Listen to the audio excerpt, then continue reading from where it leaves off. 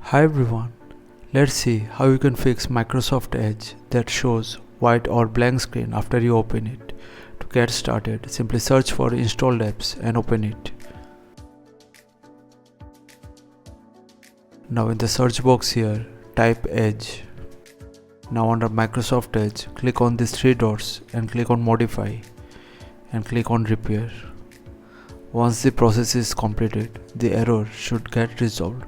However, if it doesn't get resolved, then proceed ahead with the next steps. Simply search for Internet options and open it.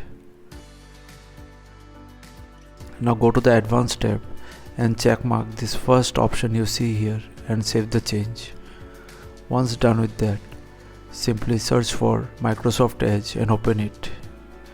Now from here, click on these three dots, go to Settings, then click on System and Performance, then go to System. From here, turn off the Use Graphics Acceleration when available option. Now just restart Microsoft Edge and the issue should get resolved. So thanks for watching. Please feel free to subscribe and support the channel if you found the content helpful. Thank you.